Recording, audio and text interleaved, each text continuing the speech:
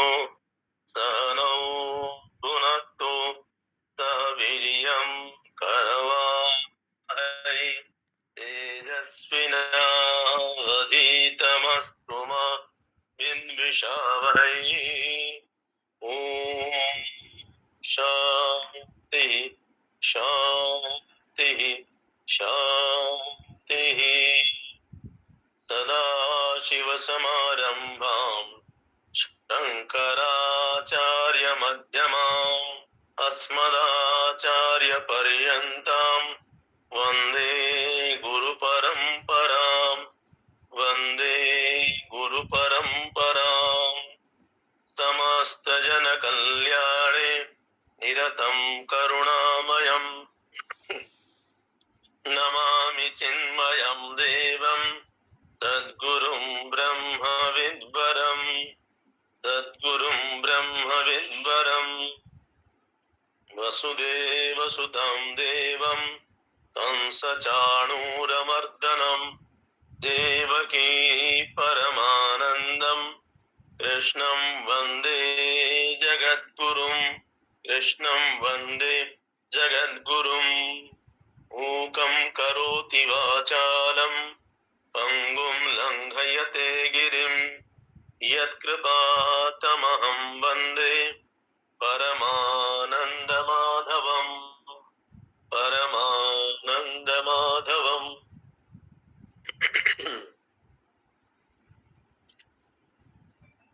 सच्चिदानन्दरूपाय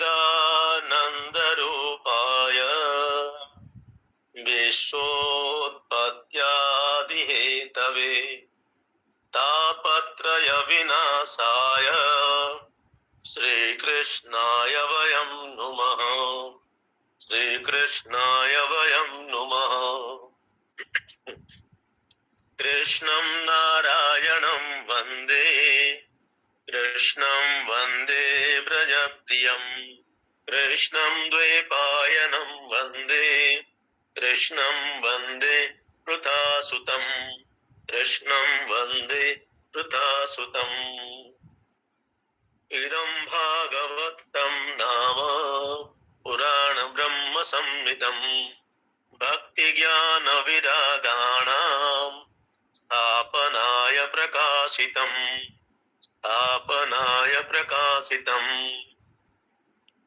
यं प्रव्रजन्तमनुपेतमुपेतकृत्यं द्वैपायन विरह कातर आजुहाव पुत्रेति तन्मयतया तरवोऽभिनेदुः तं सर्वभूतहृदयं मुनिमानतोऽस्मि तं सर्वभूतहृदयं मुनिमानतोऽस्मि।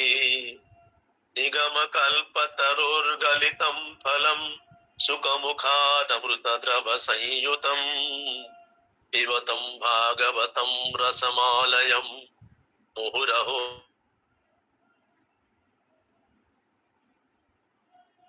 मुहुरहो रसिका भुवि भावुकाः।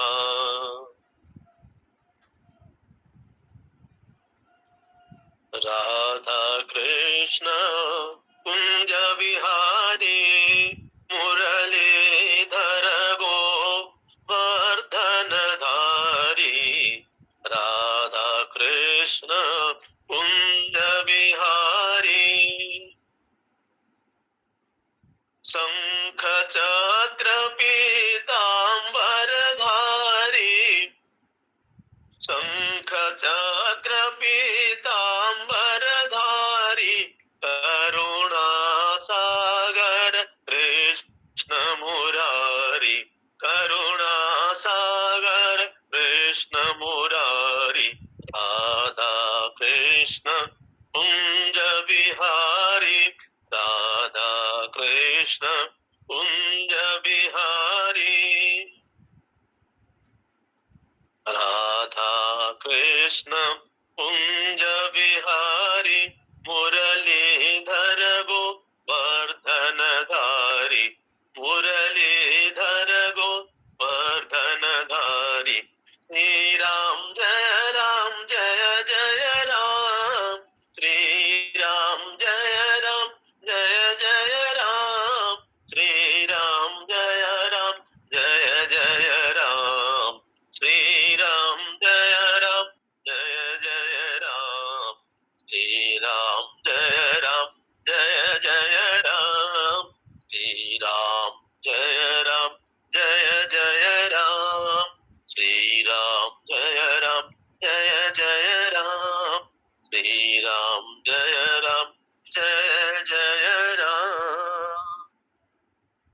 बोले सच्चिदानंद भगवान की।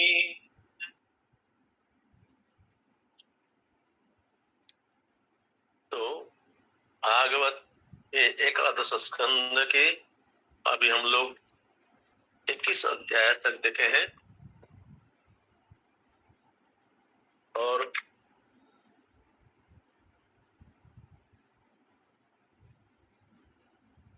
भगवान कृष्ण और उद्धव जी का संवाद चल रहा है, उसको उद्धव गीता भी कहते हैं। उद्धव जी अनेक प्रकार के सवाल करते हैं। भगवान भक्ति ज्ञान भक्त के लक्षण इसे बताते हैं और भक्त के अंतिम जो अनुभूति है उसको भी बताते हैं। किस प्रकार साकार का ध्यान करते हुए निराकार का ध्यान करते हुए फिर कैसे अपना स्वरूप का अनुभव करता है, जो साकार निराकार से परे, सगुण निराकार, सगुण साकार निर्गुण निराकार से परे जो परम तत्व है, जो द्वैत से भिन्न है, एक है, अद्वैत है, इस प्रकार अनुभव में आता है बताए। और साथ साथ साधना करने के समय अनेक चमत्कारी शक्तियां भी आ जाती है, तो सिद्धियां आ जाती है, तो उसके बारे में भी भगवान विस्तार से बताए कितने प्रकार की सिद्धियां होती है, कैसे कैसे प्राप्त होती है। अंततः सिद्धि यही है कि परमात्मा का अनुभव करना ही वास्तविक सिद्धि है, बाकी सब मायाकृत है। इसी प्रकार भगवान के विभूतियां भी अनेक है, ये भी विभूतियां भी भगवान के माया से है। और फिर अंततः परमात्मा तत्व ही सत्य है। और फिर इसके बाद उद्धव जी पूछते हैं, ये व्यक्ति क्या धर्म कैसे कैसे पालन करेगा, धर्म क्या होता है, आगे कलियुग में लोग कैसे धर्म का पालन करेंगे। तो भगवान वर्णाश्रम धर्म के बारे में बताते हैं, वर्ण के प्रकार बताते हैं, उनके जिस प्रकार बताते हैं भगवान, उनके अनुसार धर्म क्या क्या होता है, आश्रम कितने प्रकार के हैं और उस समय क्या क्या उसका कर्तव्य होता है, किस आयु में उसका क्या कर्तव्य होता है, वो सब बताते हैं।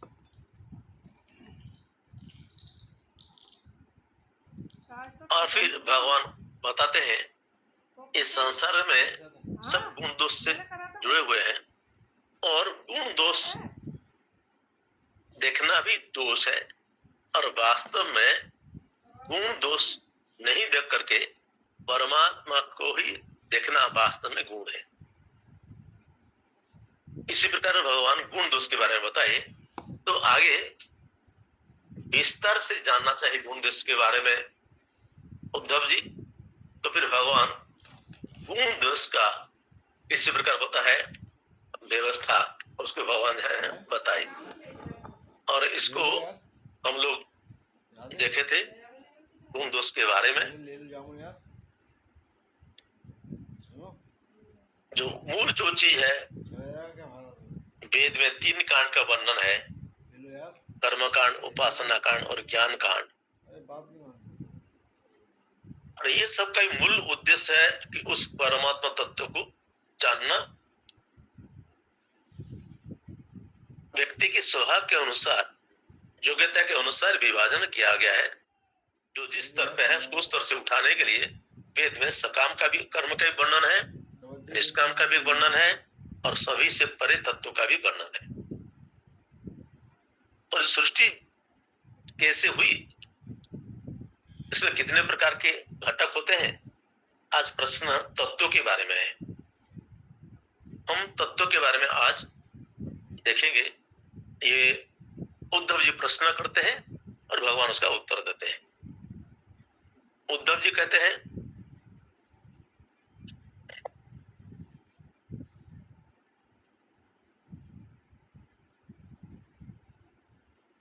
एक मिनट, अथ द्वाविंशोऽध्यायः उद्धव उवाच कतितत्त्वानि विश्वेश संख्यातायं ऋषिः प्रभो नवेकादश पञ्च त्रीण्याथ त्वमिह शुश्रुम केति षड्विंशति प्राहुः अपरे पञ्चविंशतिं सप्तके नवषट्के चत्वारैकदशा परे केचित् सप्तदश प्राहुः षोडशैके त्रयोदश एकवत्वं हि संख्यानां ऋषयो यद्विवक्षया। पूछ रहे हैं उद्धव जी, भगवान इस सृष्टि के कितने तत्व है, कितने तत्व से बना है, और इसमें अलग अलग प्रकार के लोगों का अलग अलग मत है। तो कौन कहता है इसका जो है 9 तत्व से बना है, कोई कहता है 11, कोई कहता है 5, कोई कहता है 3, कोई कहता है 26, कोई कहता है 25, 7, 17, 16, 13, इसी प्रकार अलग अलग लोग अलग अलग प्रकार के बताते हैं। और भले ही हमको अभी केवल सांख्य दर्शन से 25 हमको हम जानते हैं, और पहले भगवान 28 भी बताए, 2000 दिन पहले देख रहे थे जहां पे भगवान 28 तत्व बताए थे। 25 के साथ जब 3 गुण जोड़ देते हैं, सत्वगुण रजोगुण तमोगुण, तो 28 हो गया था। इसी प्रकार कोई कहते हैं 28 तत्व है, और इतने प्रकार के जो बताते हैं कि सब में भगवान वास्तविक कितने तत्व से बना है, कितने तत्व है, तत्वों की संख्या क्या है, इसके बारे में कितने सारे मतभेद है। इसलिए आप कृपा करके बताइए। तो पहले हम थोड़ा सा अभी तत्वों के बारे में थोड़ा विवेचन करते हैं। तत्व किसे कहते हैं? वास्तव में तत्व का जो हम परिभाषा जो देखते हैं, तत्व किसे कहते हैं? कहते हैं जो मूल चीज है,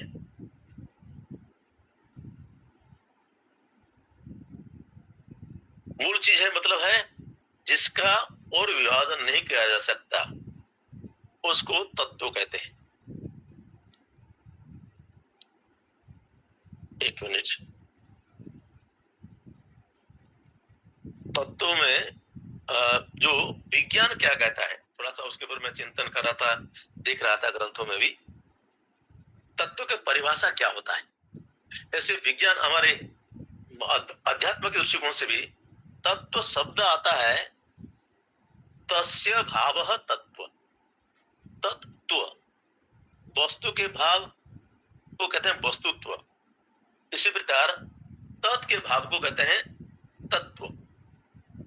तत्व मतलब होता है वास्तविक स्वरूप, वस्तु के वास्तविक स्वरूप को तत्व कहते हैं।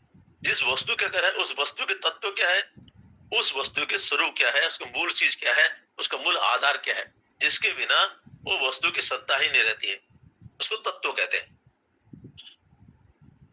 और विज्ञान के अनुसार इसके अनेक है। पहले हम अध्यात्म के अनुसार देखते हैं थोड़ा सा। विशेष करके हमारे पास में 3 तत्व है होता है, जो शरीर तत्व है, जीव तत्व है और जगत तत्व है।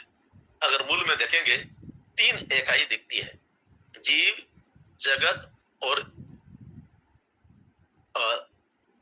शरीर। शरीर मतलब है ये स्थूल जगत जो है, स्थूल है, और अपना शरीर जो हमको जड़ चेतन जैसा महसूस हो रहा है। तो ये सबके पीछे उसके बाद जो तत्व के मतलब है जीव क्या है, जगत क्या है, ईश्वर क्या है, इसके आपस में संबंध क्या है, इस सब के बारे में भी जानना तत्व ज्ञान है। इसमें तत्व जो है सांख्य दर्शन 25 बताता है, और यहाँ पे बताए कौन कितना। भगवत गीता में तो 8 प्रकार कह देते हैं, प्रकृति को 8 प्रकार कह देते हैं, अष्टधा प्रकृति कहते हैं, और पुरुष को इसको अलग करते हैं। और वेदांत कहता है तत्व तो एक ही है, ब्रह्म है। तत्व मतलब है ब्रह्म, और वास्तविक तत्व केवल ब्रह्म ही है। ये वेदांत का दृष्टिकोण है। लेकिन विज्ञान में हम देखते हैं जो पीरियोडिक टेबल मिलता है, हम लोग जो पढ़ते थे 103 4 8 108 ऐसा कुछ है मिलता था एलिमेंट्स। एलिमेंट्स को तत्व कहते हैं। एलिमेंट्स मतलब है उसका जो है शुद्ध जो उसका स्वरूप है, और एक एलिमेंट में जितने संख्या में उसका प्रोटॉन होते हैं उसका नंबर वही होता है। इलेक्ट्रॉन जितना होता है, इलेक्ट्रॉन और प्रोटॉन की संख्या समान होता है।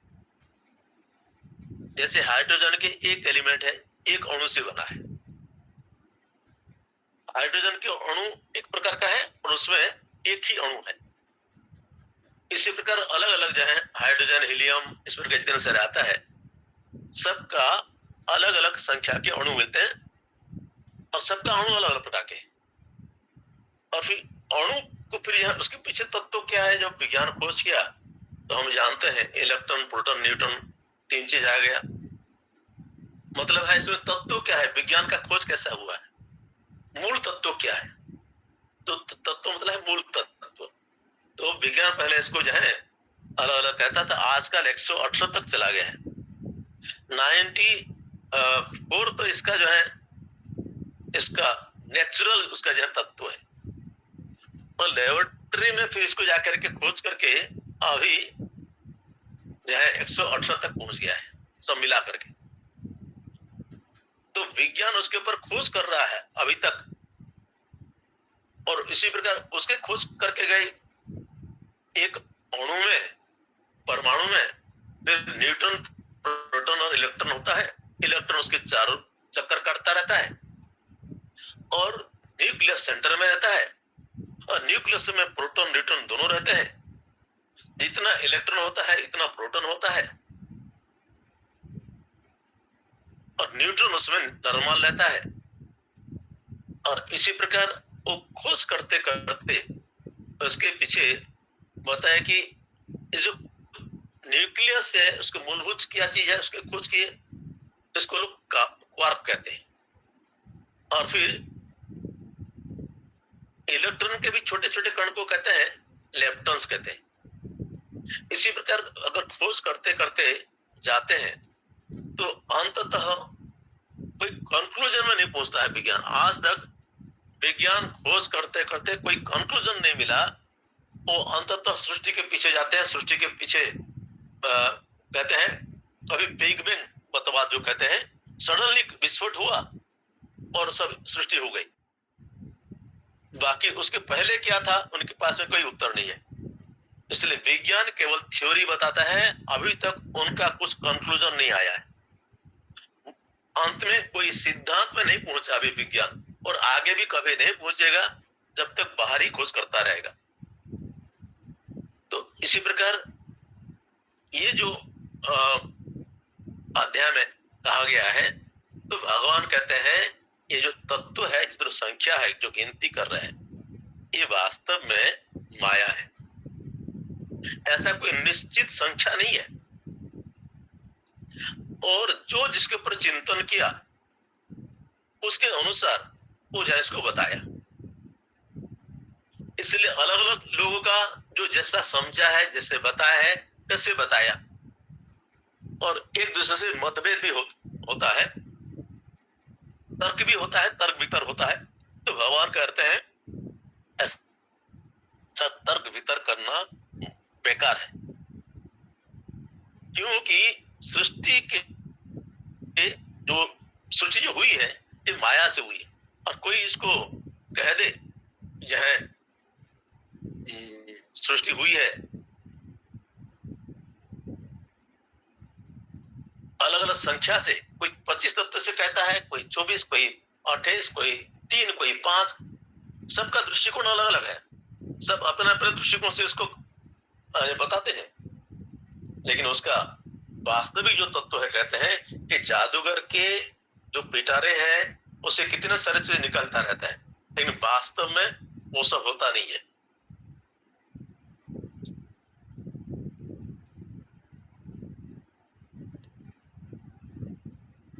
कहने का तात्पर्य है जो संख्या है ये मायावी संख्या है, माया संख्या है, वास्तविक नहीं है। वेदांत कहता है केवल एक ब्रह्म ही तत्व है, बाकी सब मिथ्या है। इसीलिए तत्व का वास्तविक संख्या नहीं बता सकता। इसमें उदाहरण देते हैं कि इस चीज को कैसे डिवाइड कर सकते हैं। मतलब है कोई कहता है, अब माने कि ब्रह्म पूर्ण संख्या है, 100 मानते हैं। कोई कहता है ये 100 बना कैसे, कितने चीज से बना है। कोई कहता है 2 से बन गया। 100 मतलब 98 98 से बन गया, 50 50 से बन गया, 2 भाग है। इसी प्रकार कोई कहता है प्रकृति और पुरुष कहता है। कोई कहता है 8, मतलब है जो भगवान गीता में कहते हैं पंच महाभूत, मन बुद्धि और अहंकार, 8 कहते हैं। इसी प्रकार कोई कहता है जैसे 1 रुपया का 100 रुपया का नोट है तो कितने में, कोई 10 भाग करता है, 10 रुपया का 10 कहता है, 5 रुपए का 20 कहेगा। इसी प्रकार 100 हरदम वो बदलता नहीं है, बाकी जितने सारे विभाजन है वो बदलते रहते हैं, तो अपना अपना बताते रहते हैं, अलग अलग दृष्टिकोण से इसको बताते हैं। और वास्तव में इसमें किसी प्रकार का होता है वो पूर्ण है। प्रकृति पुरुष कहते हैं वो भी उसके जो है केवल प्रतीति है, उस समय उत्पत्ति हुई नहीं है, अज्ञान के कारण ऐसा लगता है। और इसी प्रकार ये आगे प्रश्न आता है। अच्छा पहले थोड़ा हम पहले पढ़ लेते हैं, पूरा थोड़ा सा पाठ कर लेते हैं, फिर उसके ऊपर संक्षेप करेंगे तो ठीक रहेगा। पहले दिमाग में वो चला जाए जो ग्रंथ में लिखा है। तो इसलिए आज कौन पढ़ेंगे, 1 मिनट।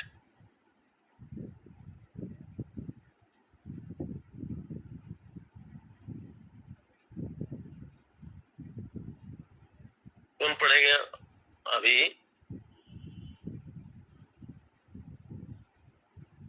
ठीक है मिश्रा जी पढ़िए। जी स्वामी जी, हरिओम। तत्वों की संख्या और पुरुष प्रकृति विवेक।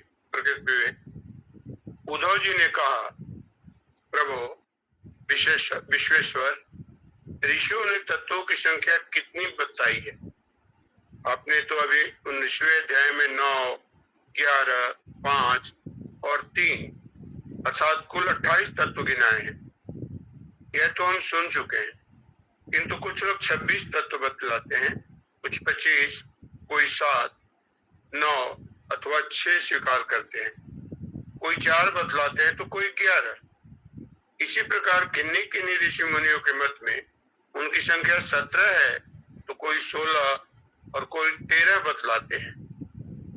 सनातन श्री कृष्ण ऋषि मुनि इतनी भिन्न संख्याएं किस अभिप्राय से बतलाते हैं? आप कृपा करके हमें बतलाइए। भगवान श्री कृष्ण ने कहा, उद्धव जी, वेदज्ञ ब्राह्मण इस विषय में जो कुछ कहते हैं वह सभी ठीक है, क्योंकि सभी तत्व सब में अंतर्भूत है। मेरी माया को स्वीकार करके क्या कहना असंभव है? क्या कहना असंभव है? जैसा तुम कहते हो वह ठीक नहीं है, और जो मैं कहता हूँ वही यथार्थ है। इस प्रकार जगत के कारण के संबंध में विवाद इसलिए होता है कि मेरे शक्तियों, सत्व, रज आदि गुणों और उनकी वृत्तियों का रहस्य लोग समझ नहीं पाते। इसीलिए वे अपनी अपनी मनोवृत्ति पर ही आग्रह कर बैठते हैं। सत्व आदि गुणों के क्षोभ से ही यह विविध कल्पना रूप प्रपंच, जो वस्तु नहीं केवल नाम है, उठ खड़ा हुआ है।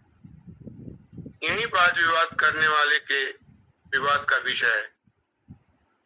जब इंद्रिया अपने बस में हो जाती है तथा चित्त शांत हो जाता है, तब यह प्रपंच भी निवृत्त हो जाता है और इसकी निवृत्ति के साथ ही सारे वाद विवाद भी मिट जाते हैं। पुरुष शिरोमणि तत्वों का एक दूसरे में अनुप्रवेश है, इसलिए वक्ता तत्वों की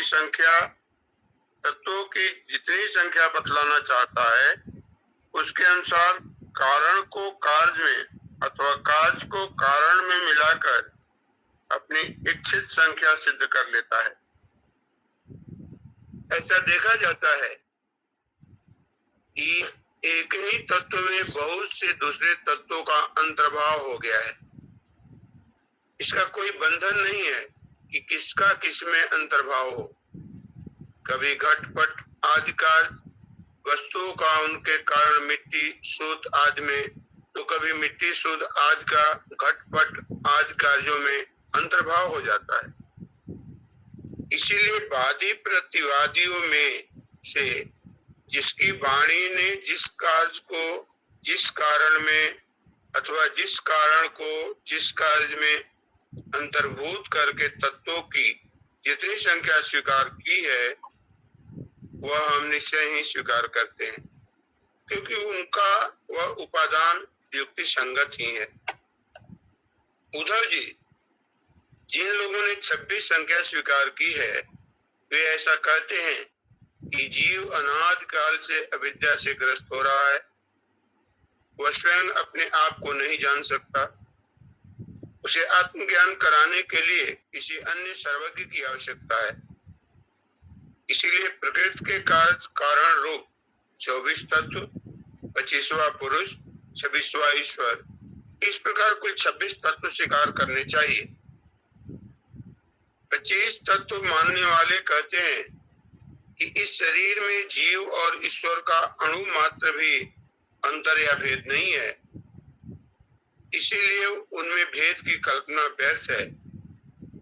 रही ज्ञान की बात, सो तो सात्विक स्वात्मिका प्रकृति का गुण है। तीनों गुणों की साम्यावस्था ही प्रकृति है। इसीलिए सत्व रज आदि गुण आत्मा के नहीं है, प्रकृति के ही है। इन्हीं के द्वारा जगत की स्थिति, उत्पत्ति और प्रलय हुआ करते हैं। इसीलिए ज्ञान आत्मा का गुण नहीं, प्रकृति का ही गुण सिद्ध होता है। इस प्रसंग में सत्वगुण ही ज्ञान है, रजोगुण ही कर्म है और तमोगुण ही अज्ञान कहा गया है। और गुण में क्षोभ उत्पन्न करने वाला ईश्वर ही काल है और सूत्र अर्थात महत्त्व ही स्वभाव है। इसलिए 25 और 26 तत्वों की दोनों की संख्या युक्ति संगत है। उद्धव जी, यदि तीनों गुणों को प्रकृति से अलग मान लिया जाए, जैसा कि उनकी उत्पत्ति और प्रलय को देखते हुए मानना चाहिए, तो तत्वों की संख्या स्वयं ही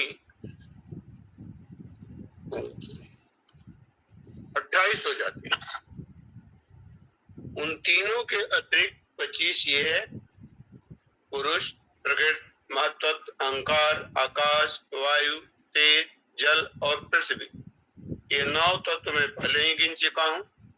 श्रोत्र, त्वचा, चक्षु, नासिका और रसना, ये 5 ज्ञानेंद्रिया। वाक, पाणी, पाद, वायु, उपस्थ, ये 5 कर्मेंद्रियां तथा मन, जो कर्मेंद्रिय और ज्ञानेंद्रिय दोनों ही है।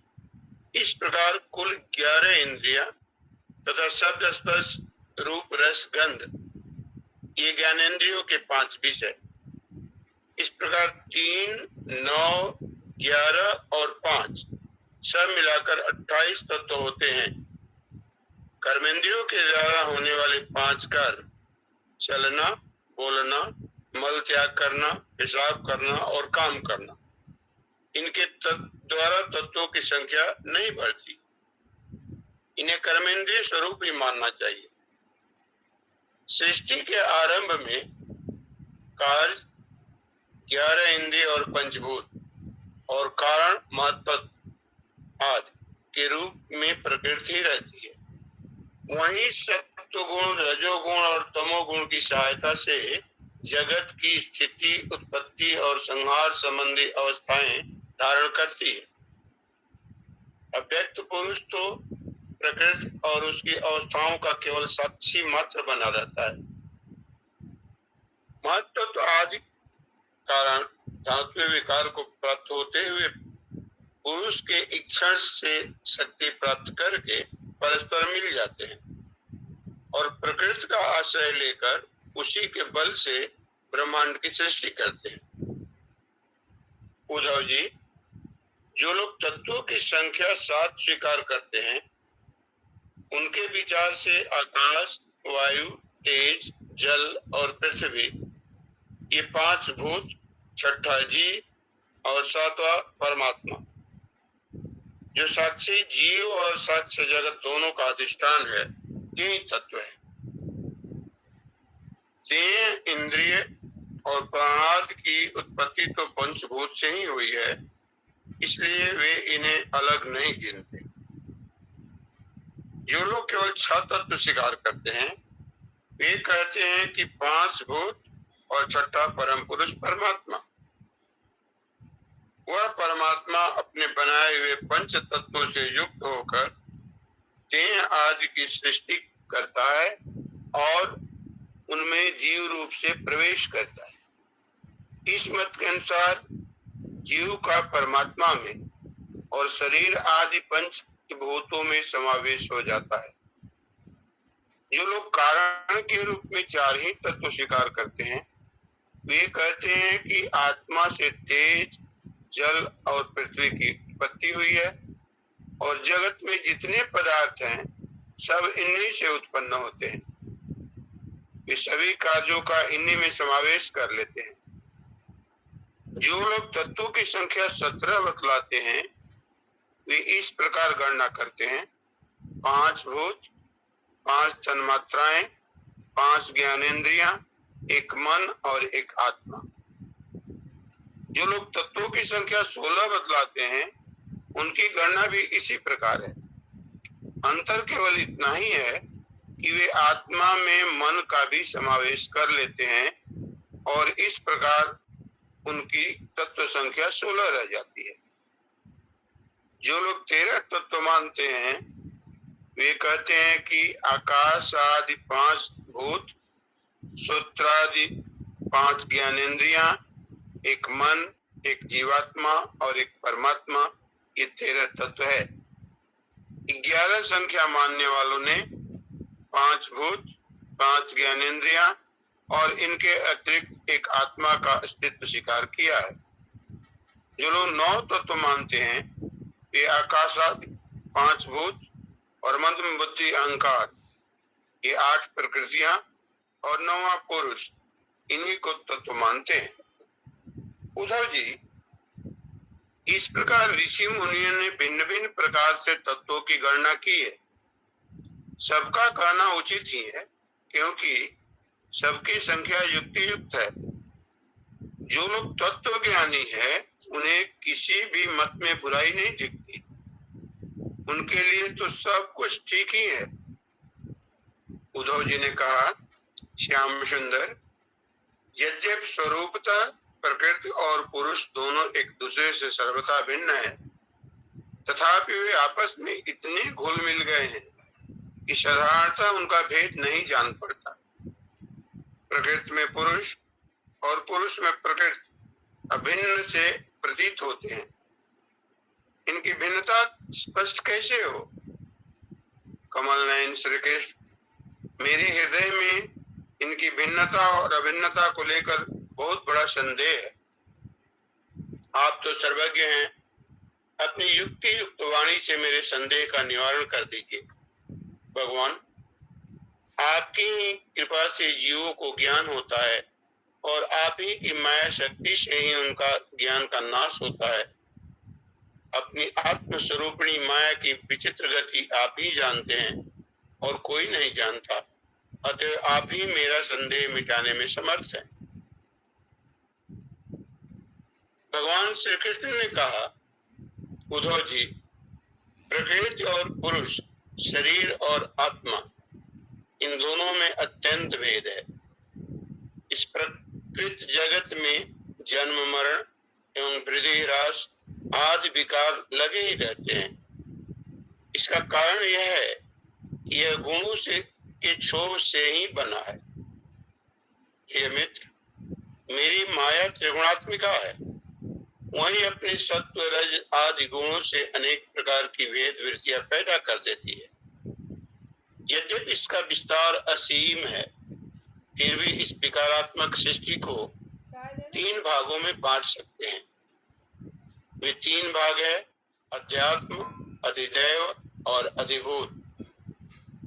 उदाहरणार्थ नेत्रेंद्रिय अध्यात्म है, उसका विषय रूप अधिभूत है, और नेत्र गोलक में स्थित सूर्य देवता का अंश अधिदैव है। उदाहरणार्थ नेत्रेंद्रिय अध्यात्म है, उसका विषय रूप अधिभूत है, और नेत्र गोलक में स्थित सूर्य देवता का अंश अधिदैव है। ये तीनों परस्पर एक दूसरे के आश्रय से सिद्ध होते हैं, और इसीलिए अध्यात्म, अधिदैव और अधिभूत ये तीनों ही परस्पर सापेक्ष है। परंतु आकाश में स्थित सूर्यमंडल इन तीनों की अपेक्षा से मुक्त है, क्योंकि वह स्वतः सिद्ध है।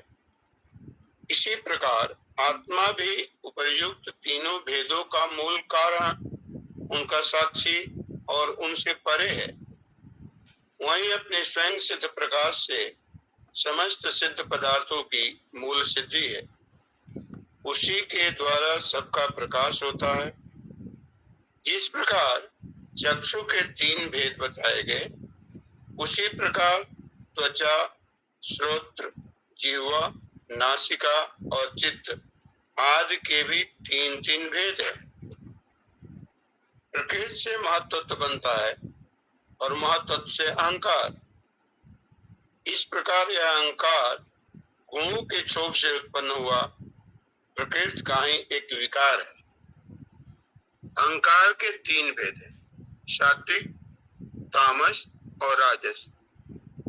यह अहंकार ही अज्ञान और सृष्टि की विविधता का मूल कारण है। आत्मा ज्ञान स्वरूप है, उसका इन पदार्थों से न तो कोई संबंध है और न उनसे कोई विवाद की ही बात है।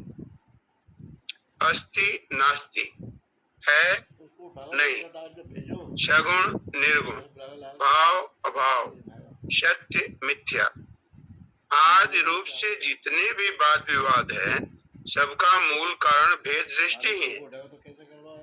इसमें संदेह नहीं कि इस विवाद का कोई प्रयोजन नहीं है, यह सर्वथा व्यर्थ है।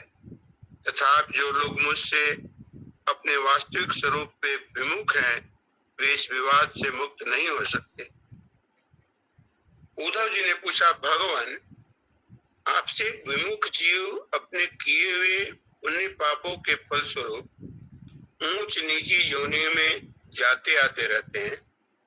अब प्रश्न यह है कि व्यापक आत्मा का एक शरीर से दूसरे शरीर में जाना, अकर्ता का कर्म करना और नित्य वस्तु का जन्म मरण कैसे संभव है? गोविंद, जो लोग आत्मज्ञान से रहित हैं, वे तो इस विषय को ठीक ठीक सोच भी नहीं सकते, और इस विषय के विद्वान संसार में प्राय मिलते नहीं, क्योंकि सभी लोग आपकी माया की भूलभुलैया में पड़े हुए हैं। इसलिए आप ही कृपा करके मुझे इसका रहस्य समझाइए। भगवान श्री कृष्ण ने कहा, प्रिय उद्धव, मनुष्यों का मन कर्म संस्कारों का पुंज है। उन संस्कारों के अनुसार भोग प्राप्त करने के लिए उनके साथ 5 इंद्रियां भी लगी हुई है। इसी का नाम लिंग शरीर है।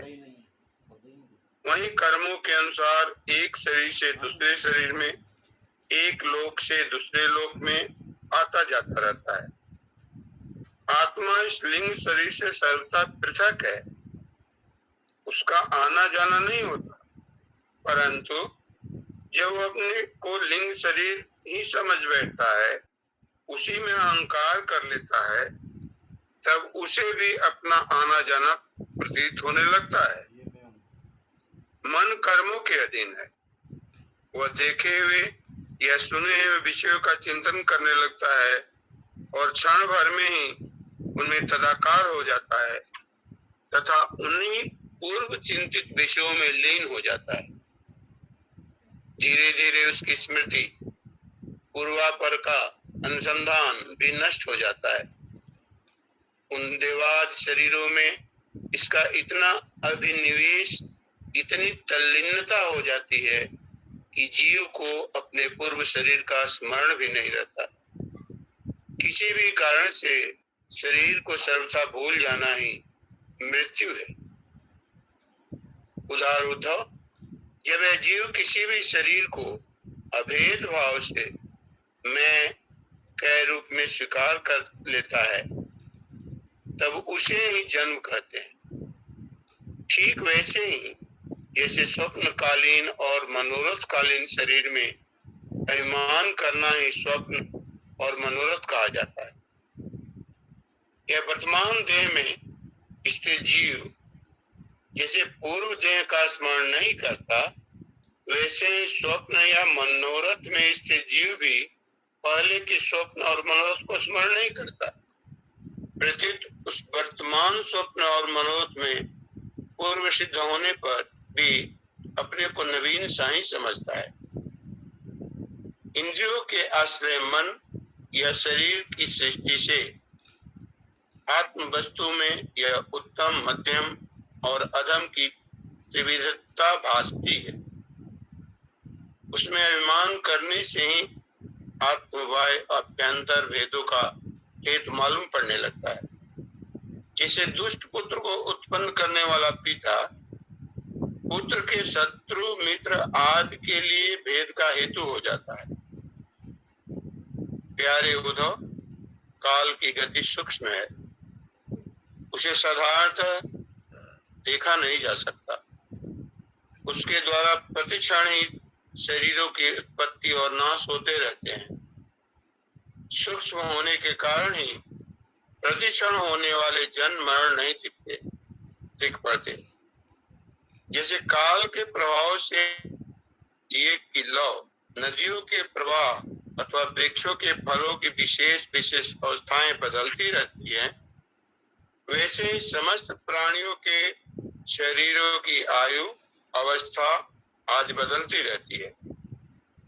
जैसे उन्हीं ज्योतियों का वही दीपक है, प्रवाह का वही जल है, ऐसा समझना और कहना मिथ्या है।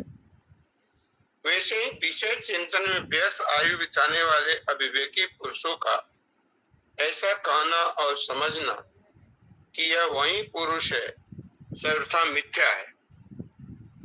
यद्यपि वो भ्रांत पुरुष भी अपने कर्मों के बीजों द्वारा न पैदा होता है न तो मरता ही है, वह भी जन्मा और अमर ही है। फिर भी भ्रांति से वह उत्पन्न होता है और मरता साफ भी है। जैसे कि काष्ठ से युक्त अग्नि पैदा होता और नष्ट होता दिखाई पड़ता है।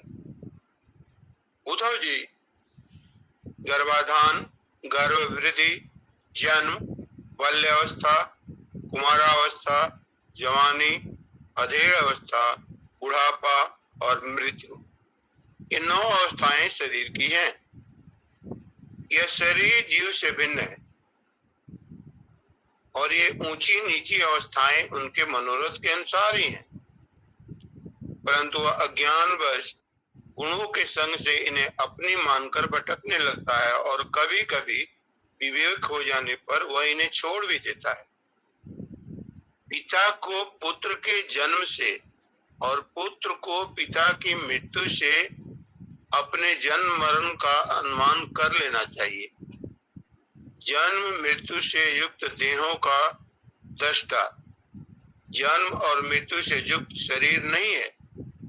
जैसे जौ, गेहूं आदि की फसल बोने पर उग आती है और पक जाने पर काट दी जाती है, किंतु जो पुरुष उनके उगने और काटने का जानने वाला साक्षी है, उनसे सर्वथा पृथक है। वैसे ही जो शरीर और उनकी अवस्थाओं का साक्षी है, वह शरीर से सर्वथा पृथक है। अज्ञानी पुरुष इस प्रकार प्रकृति और शरीर से आत्मा का विवेचन नहीं करते। वे उनसे तत्वतः अलग अनुभव नहीं करते, विषय भोग में सच्चा सुख मानने लगते हैं तथा उसी में मोहित हो जाते हैं। इसी से उन्हें जन्म मृत्यु रूप संसार में भटकना पड़ता है। जब अविवेकी जीव अपने कर्मों के अनुसार जन्म मृत्यु के चक्र में भटकने लगता है, तब सात्विक कर्मों की आसक्ति से वह ऋषि लोग, देवलोक में, राजसिक कर्मों की आसक्ति से मनुष्य और आसुर योनियों में तथा तामसिक कर्मों की आसक्ति से भूत प्रेत एवं पशु पक्षी आदि योनियों में जाता है। जब मनुष्य किसी को नाचते गाते देखता है, तब वो स्वयं भी उसका अनुसरण करने, तान तोड़ने लगता है। वैसे ही जब जीव बुद्धि के गुणों को देखता है, तब स्वयं निष्क्रिय होने पर भी उसका अनुकरण करने के लिए बाध्य हो जाता है। जैसे नदी, तालाब आदि के जल के हिलने या चंचल होने पर उसमें प्रतिबिंबित तट के वृक्ष भी उसके साथ हिलने डोलने से जान पड़ते हैं। जैसे घुमाया जाने वाला नेत्र के साथ साथ पृथ्वी भी घूमती हुई सी दिखाई देती है। जैसे मन के द्वारा सोचे गए तथा स्वप्न में देखे गए भोग्य पदार्थ सर्वथा अलीक ही होते हैं, वैसे ही दशार है। आत्मा का विषयानुभव रूप संसार भी सर्वथा असत्य है। आत्मा का विषयानुभव रूप संसार भी सर्वथा असत्य है।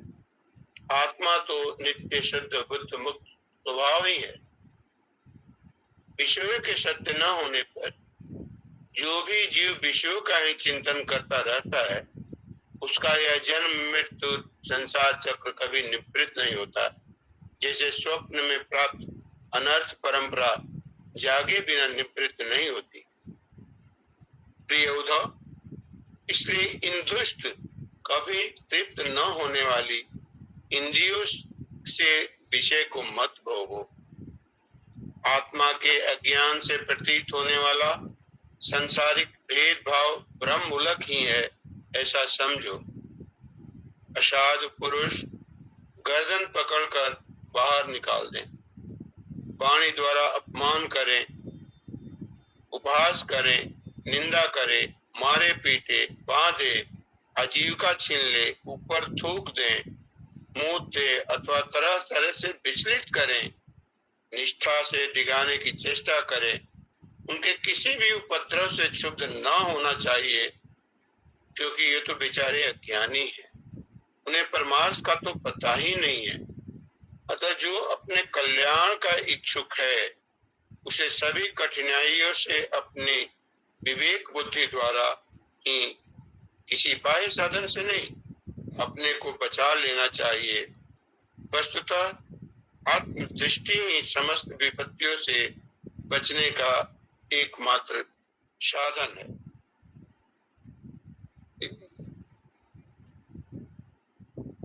उद्धव जी ने कहा, भगवान, आप समस्त वक्ताओं के शिरोमणि हैं। मैं इस दुर्जनों से किए गए तिरस्कार को अपने मन में अत्यंत असह्य समझता हूँ। अतः जैसे मैं इसको समझ सकूं, आपका उपदेश जीवन में धारण कर सकूं, वैसे में बतलाइए। विश्वात्मन, जो आपके भगवत धर्म के आचरण में प्रेम पूर्वक संलग्न है, जिन्होंने आपके चरण कमलों का ही आश्रय ले लिया है, उन शांत पुरुषों के अतिरिक्त बड़े बड़े विद्वानों के लिए ही दुष्टों के द्वारा किया हुआ तिरस्कार सह लेना अत्यंत कठिन है, क्योंकि प्रकृति अत्यंत बलवती है। हरिओम स्वामी जी। ठीक है, इसमें किसी प्रकार का प्रश्न है तो चर्चा करेंगे। बहुत सारे विषय आ गया। हरिओम स्वामी जी, ये जो लास्ट में तिरस्कार का किया तो वहां थोड़ा सा ध्यान दे रहे थे कि जो भागवत धर्म का पालन करता है, मतलब जो साधना वगैरह में जो तिरस्कार मिलता है, चाहे विरोध मिलता है, तो ये उसके लिए बोल रहे हैं या सब सारे आचार व्यवहार के लिए बोल रहे हैं? हरिओम सर। सभी प्रकार के हमारे साथ कुछ भी व्यवहार हो, अच्छे बुरे जो कुछ भी है, उसको उसे जो है प्रभावित नहीं होना चाहिए, इससे बचना चाहिए। कितना भी अपमान हो जाए, कितना भी कोई गाली दे, कितना भी प्रकार के हमको परेशान करे, मारे पीटे, हमारे धंधा ही छीन ले, सब यहाँ पे आ जाए। और बाहर के कोई भी चीज से प्रभावित न हो, इसलिए आत्मदृष्टि चाहिए, यहाँ पे बताए थे।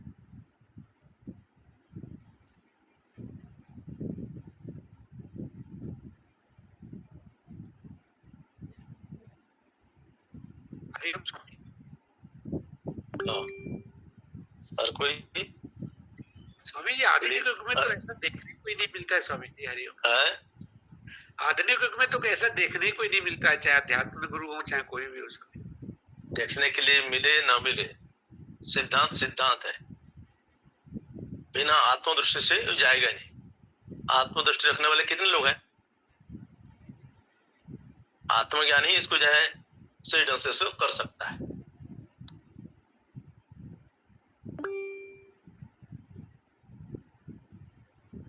लीना जी।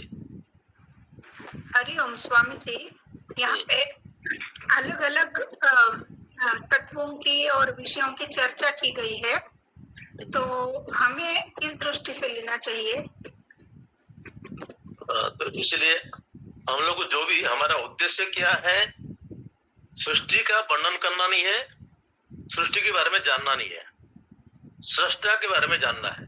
जितने प्रकार के ग्रंथ में जो वर्णन हुआ है अध्यात्म ग्रंथ में, उद्देश्य सृष्टि का वर्णन करना नहीं है, उद्देश्य है सृष्टिकर्ता का स्वरूप क्या है जानना। सृष्टि में रहेंगे तो हमारा दृष्टि उलझी रहेगी,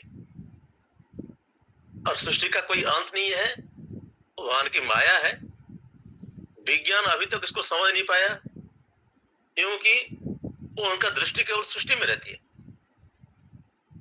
इसलिए जहां जहां पे आप देखेंगे पुराण में कितने प्रकार का वर्णन किया गया है, यहाँ पे तत्व को सृष्टि के बारे में वर्णन है, और फिर पुराणों के पौराणिक दृष्टिकोण से अलग हो जाता है।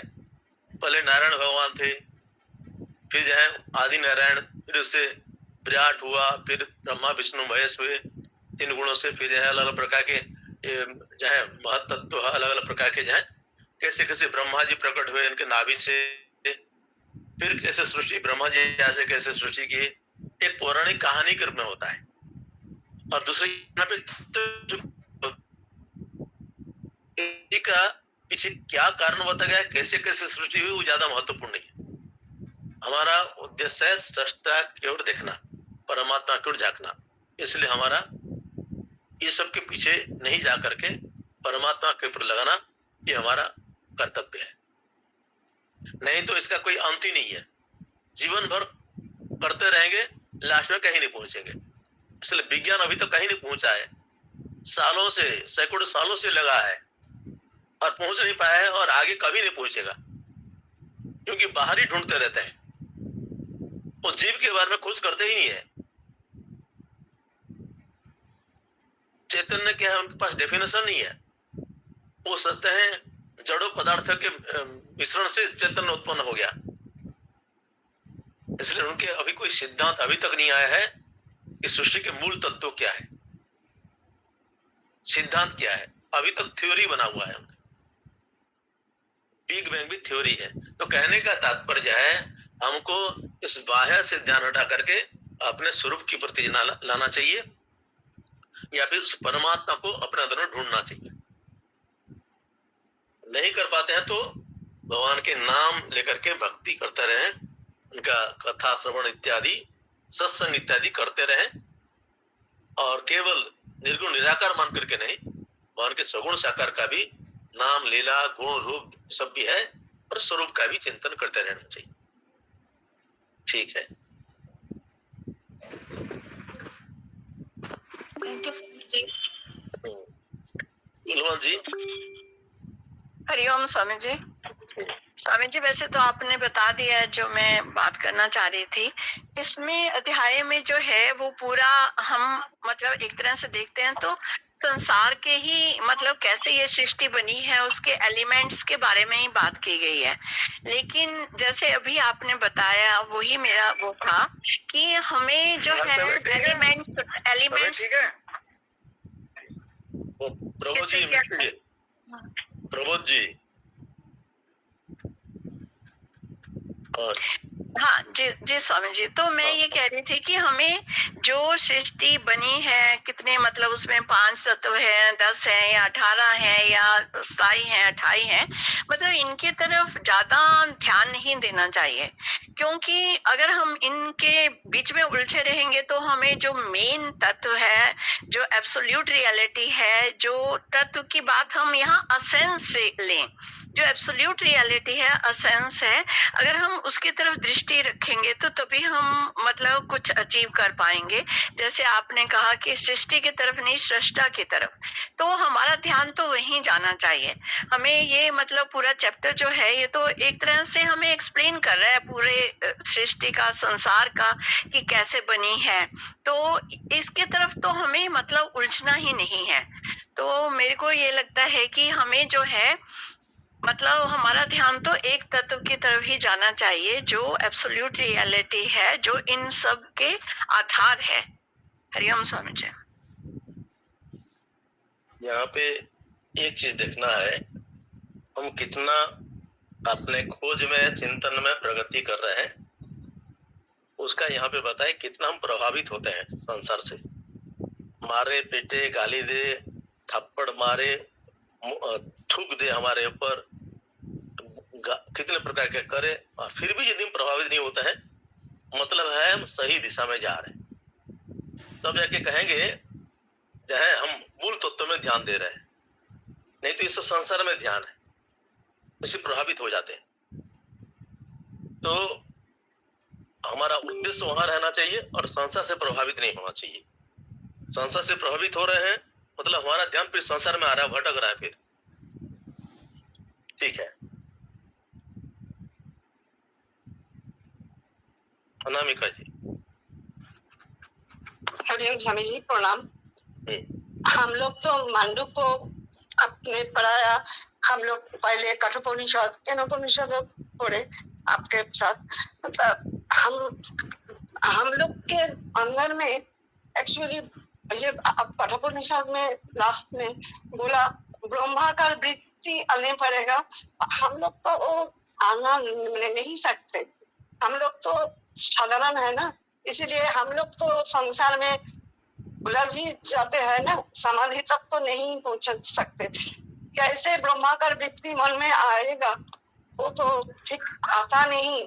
नाम जाप करे, ध्यान में बस कंसंट्रेशन फुल नहीं होना, आता नहीं आता। कैसे ठीक ठीक होगा, कैसे पूरा अनुभव में आएगा, उपलब्धि तो नहीं होना। मैंने चाही किंतु पाई ना। आप समझ रहे हैं मैं क्या बोल रही हूँ? हाँ हाँ, पूरा समझ रहा हूँ। हाँ, एक तो शरीर से विस्तार कीजिए ना। प्रणाम। हाँ, क्या है, सीधे सीधे निर्गुण निराकार तत्व हमको समझ में नहीं आता है, जबकि हम स्वयं है और हमको समझ में नहीं आता है। इसको जो अभी सोच रहा है, जो बोल रहा है, जो अभी चिंतन कर रहा है, इसको समझ में नहीं आ रहा है।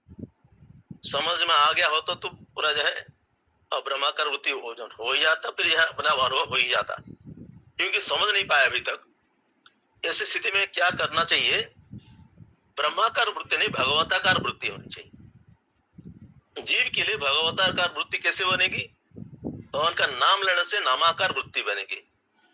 भगवान के लीला दिखते हैं तो उस माध्यम से ईश्वराकार वृत्ति हमारे अंदर बनती है। ब्रह्माकार वृत्ति तुरंत बनेगी नहीं, जीव भाव रहते हुए ब्रह्माकार वृत्ति बनती नहीं है। जब तक शरीर मन बुद्धि प्रति हमारा किसी न किसी प्रकार का आसक्ति रहती है, और संसार से प्रभावित होते रहते हैं, वो वृत्ति बनती नहीं है। अगर बन भी गई तो एक क्षण के लिए चला गया, ध्यान के समय बैठे उस समय कुछ हुआ चला गया। इसीलिए भगवान का नाम लेते रहे, आदत बनाए। इस व्याकुलता के साथ भगवान मुझे कब दर्शन देंगे। बाहर में भी दर्शन, अंदर में भी दर्शन। अंदर में दर्शन होता तो ठीक जाता है, बाहर में दर्शन होता तो माया का होता तो फिर चला भी जाता है। इसलिए जब ऐसी स्थिति में क्या करना चाहिए, हमको मूल चीज का अध्ययन भी करते रहना चाहिए और साथ साथ श्रद्धा से भगवान का नाम रूप लीला गुण का भी जो है श्रवण करता रहना चाहिए और अपने ध्यान में रहना चाहिए और स्वरूप का भी ध्यान करना चाहिए। हम उपनिषद के माध्यम से जो कर रहे हैं, इस स्वरूप के बारे में जानने के लिए प्रयास कर रहे हैं। इसलिए ब्रह्माकार वृत्ति आए न आए, कृष्णाकार वृत्ति आ जाए, रामाकार वृत्ति आ जाए, इसी प्रकार जो है उसमें आकार है, आकार वृत्ति आ जाए। यदि परमात्मा निराकार है, आकार वृत्ति को बना करके रखते हैं तो धीरे धीरे आकार के चिंतन करते करते फिर निराकार में जाता है, जैसे हम पहले ध्यान के तरीका में देखे। इसलिए ज्यादा चिंता नहीं करना चाहिए, भगवान के प्रति आस्था विश्वास भरोसा रख करके भगवान के नाम को पकड़े रहे। नामाकार वृत्ति हमारे मन में आती रहनी चाहिए, केवल नाम नहीं, वृत्ति भी नामाकार हो जाए। जब नाम लेते हैं भगवताकार वृत्ति हो जाए हमारी, तो वो ब्रह्माकार वृत्ति ही है। भक्ति के दृष्टिकोण से ब्रह्माकार वृत्ति है वो।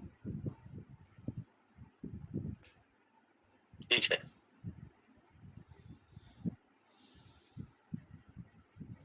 प्रबोध जी।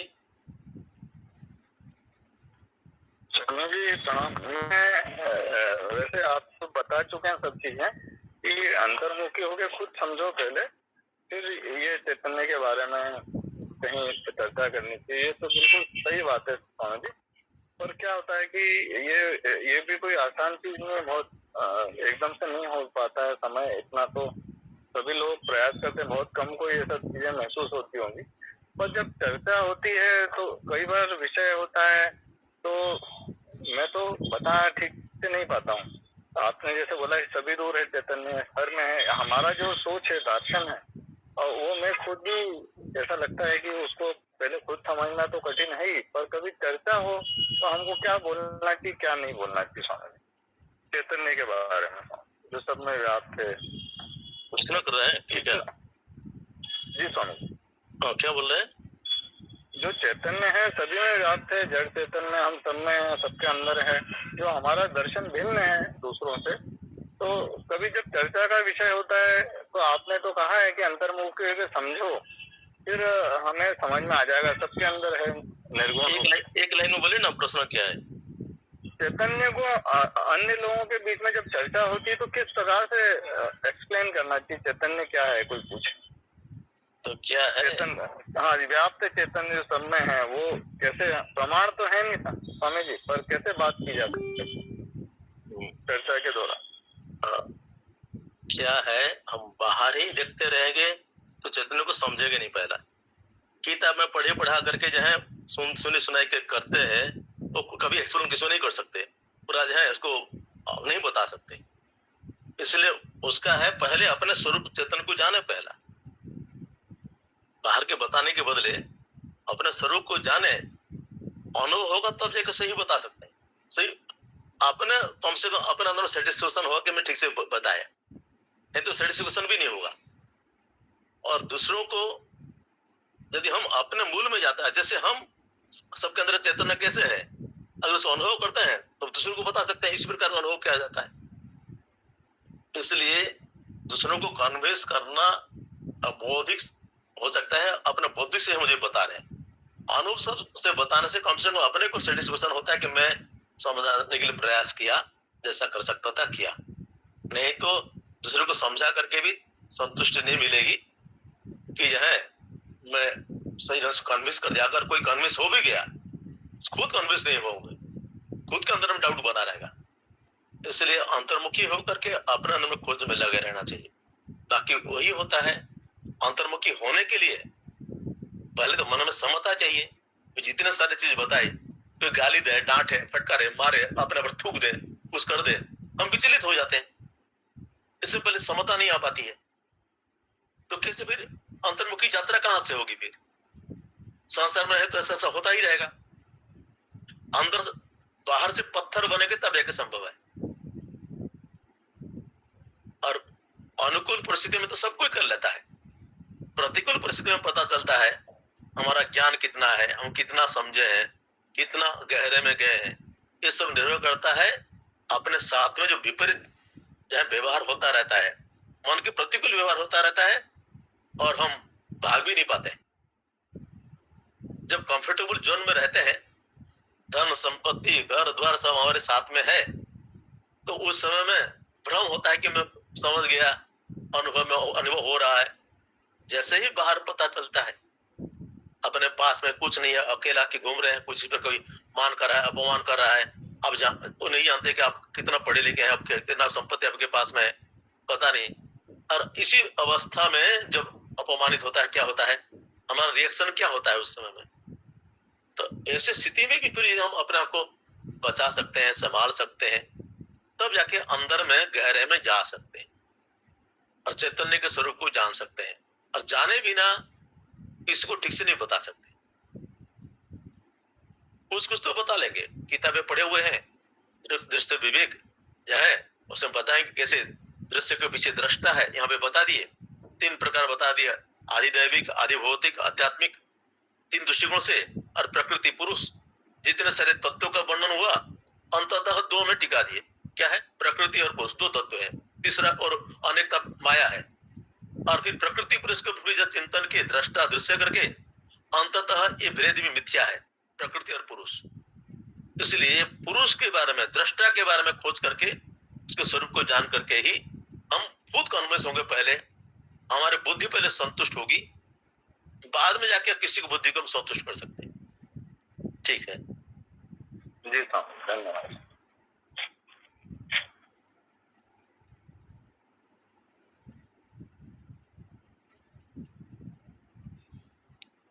तो ठीक है, यहाँ पे जो अभी आया कि ऐसे क्या संभव है कि जो है कोई कुछ भी करे और हम जो है निर्विकार बना रहे।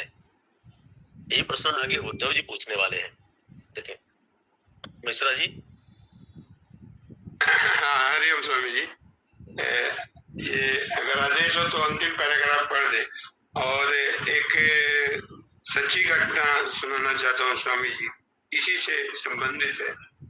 एक महात्मा मैंने अपनी आंखों से देखा है, जो आए थे गांव के बाहर और किसी गड्ढे में झाड़ी में छुप के रहते थे, और हम लोग जैसे संसारी लोग उनको पागल समझता था। एक दिन रात में क्या हुआ कि उनको चोर समझकर लोगों ने मार दिया काफी। सुबह देखा कि जो महात्मा है, हम लोग मार दिए, तो अगलानी हुई, तो उनको मलपुआ पुआ बना के ले गए लोग खाने के लिए और क्षमा मांगने के लिए। तो उनके मुंह से निकला कि अजब लीला है तुम्हारी, रात को मारते हो, दिन में पुआ खिलाते हो। तो इस भाव में दे वो अब समझ में आ रहा है स्वामी जी। उस समय तो हम लोग मैंने पागले समझते थे, वैसा लोग को पागल ही समझेंगे संसारी लोग, कि इसका भाव क्या है। अब पढ़ने पे लग रहा है कि किस मैंने शरीर से कैसे ऊपर उठकर भी महात्मा लोग संसार में जीते हैं। हरिओम स्वामी। मैं भी कुछ ऐसे जब मैं अकेले में जाता हूँ, ट्रेन में भीड़ भाड़ में भी, पिछले जब गया था यहाँ पे कुंभ मेला के समय ट्रेन से जा रहा था, भीड़ बहुत थे, चढ़ने के लिए भी नहीं। वहां से मुझे पीछे से मेरे सिर पे कोई थप्पड़ मारा, मजा कर रहे युवक लोग थे, बहुत प्रकार के बताते थे। तो इसी प्रकार से होता है। बाकी उस समय अपना मन का स्टडी करना चाहिए, मन क्या कहता है। जब इसी प्रकार जाते हैं तो पता चलता है उस समय मन की स्थिति क्या होता है। और घूमते हैं तो ऐसा होता है, तो उसको क्या पता है चिन्मय क्या है, वो स्वामी जी क्या है। वो तो ऐसे ही भिखारी समझते हैं, तिरस्कार करते हैं, भगा देते हैं, भिक्षा मांगने से भगा देते हैं घर से। होता है, 5 बातें सुनाते हैं, अट्टा कट्टा है और मांगता है। एक बार बोकारो से ही मैं एक बार गया था, ऐसे ही हुआ था। ठीक है, ऐसा होता है। तो पता चलता है, ऐसा तो बाहर में होता है, लेकिन जब अपने समाज में रहते हैं, कुछ होता है, सब बोलता है, उस समय परीक्षा हो जाती है। वहां तो अपने स्वाभाविक रूप में ऐसा अपमान होता है और उसको स्वीकार कर लेता है कि पहले से जानता है कि मुझे नाटक करना है। लेकिन जब समाज में रहता है, कोई स्टेज में कोई अपमान कर देता है, कुछ होता है, तो उस समय में हम अपने जीवन में बहुत सारे ऐसे घटना आती रहती है, हम उसको देख सकते हैं। ठीक है स्वामी जी, लेकिन भगवान जो कह रहे हैं कि आत्मा के अज्ञान से प्रतीत होने वाले संसारिक भेदभाव भ्रामक मूलक है, भ्रम मूलक ही है। तो जब तक ये हमारी विवेक में प्रतिष्ठित नहीं होगा तब तक तो रिएक्ट कर जाएंगे ना हम।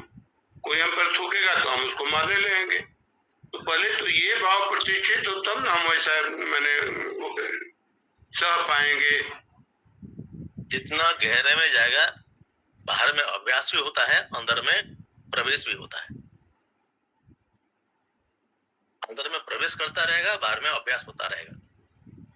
तो एक स्थिति वैसी होती है, बाद में वो आराम से कर लेता है, उसको फर्क नहीं पड़ता है, अपने अंदर में रखता नहीं है। कुछ लोगों का जहाँ कंटिन्यू करता है कुछ दिन तक, मेरे अपमान कर दिया, मेरे अपमान कर दिया, और ज्ञानी थोड़े समय होता तुरंत भूल भी जाता है, फर्क नहीं पड़ता है, और तुरंत भूलने की क्षमता उसमें होता है।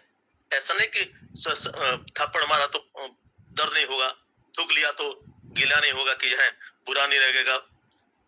बाकी वो जानता है किसको कर रहा है, वो शरीर को कर रहा है। हम कुछ बन के बैठे हैं तब अपमान होता है। पहले उस डॉक्टर बन के, प्रोफेसर बन के, कि इंजीनियर बन के, फिर माता बन करके, पिता बन करके बैठते हैं, मनुष्य बन के बैठते हैं, तब जाके ऐसा अनुभव होता है। और जो जानता है मैं शरीर ही नहीं हूं, वो शरीर से होते हुए भी मन में इतना नहीं लेता है, और ऐसे लोगों को भूल भी जाता है। इसलिए दोनों एक साथ होगा, पहले साधना के रूप में बढ़ेगा, बाद में सरल सहज स्वाभाविक हो जाएगा।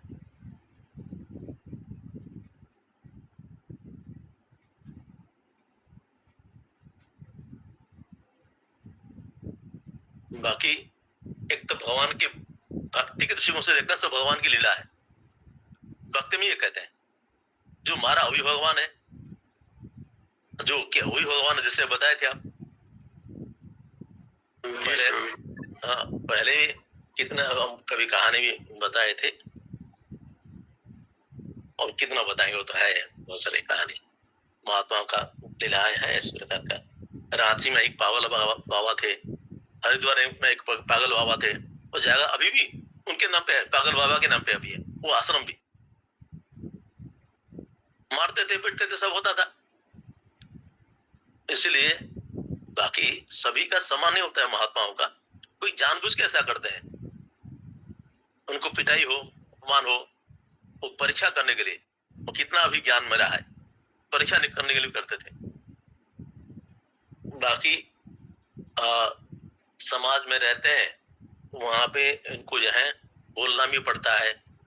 तो इसी प्रकार मिशन में स्वामी लोग कुछ करता है, तो उसमें भी जो है समाज में रहते हैं, कुछ काम करते हैं, तो उसमें इस प्रकार का नहीं चलेगा, उसमें तो करना पड़ेगा। कोई किसी व्यक्ति का नहीं है, जिनमें संस्था के जो है वो कर रहा है, तो इसलिए संस्था के नाम पे सब चीज फिर जो है संस्था के सन्यासी होने के नाते सब करना होता है। इसी प्रकार समाज में रह करके, परिवार में रह करके एक इज्जत होता है, इसको कहते हैं स्वाभिमान कहते हैं। और आत्मज्ञान में फिर स्वाभिमान भी नहीं रहता है। सांसारिक दृष्टिकोण से स्वाभिमान बचा कर रखना है, मैं हिंदुस्तान के हूं, मैं उसी प्रकार में हिंदू हूं, इस स्वाभिमान भी बचा कर रखना होता है। और जब स्वरूप की बात आती है, बोले अभिमान भी त्यागना पड़ता है, शरीर को लेकर ना स्वाभिमान है। ठीक है, समापन करते हैं।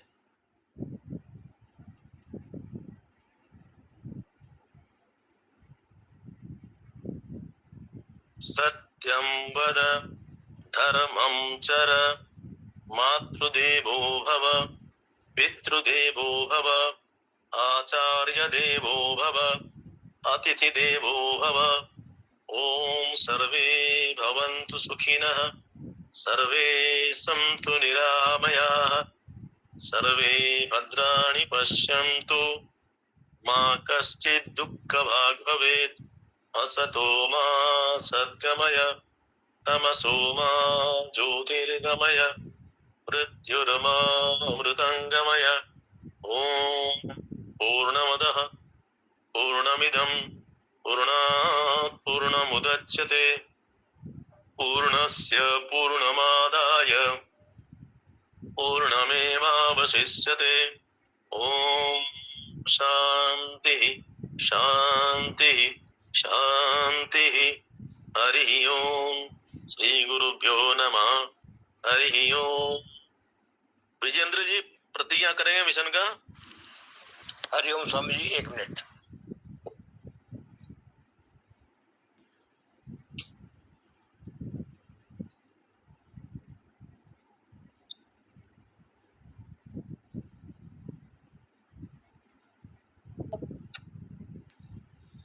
हरिओम स्वामी जी, हमारी स्थिति है एक परिवार के समान, प्रेम और सम्मान से परस्पर आबद्ध। हम सेवारत हैं एक सेना के समान, साहसी और अनुशासित, कटिबद्ध है संघर्ष करने को निम्न वृत्तियों और थोथे आदर्शों के विरुद्ध, जिनका जाल है हमारे अंदर और बाहर सर्वत्र। हम जीते हैं ईमानदारी से, त्याग और सेवा का उच्च जीवन, उत्पन्न करते हैं उपभोग से अधिक, देते हैं जितना, देते हैं कहीं अधिक। हम बने आकांक्षी प्रभु की कृपा के, जो चलावे हमें गुण, साहस और ज्ञान के मार्ग पर। आपकी कृपा और आशीष हे प्रभु हमारे माध्यम से बहे विश्व में चारों ओर।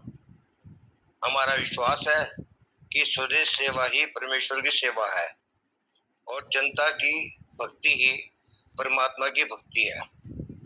हम समझते हैं अपना दायित्व तो योग्यता और साहस कि हम पूरा करें उसे। हमारा ध्येय अधिकाधिक लोगों को अधिकाधिक समय के लिए अधिकाधिक खुशी प्रदान करना। हरिओम। प्रणाम स्वामी जी। हरिओम हरिओम। प्रणाम। हरिओम। हरिओम स्वामी जी, प्रणाम। सभी को प्रणाम।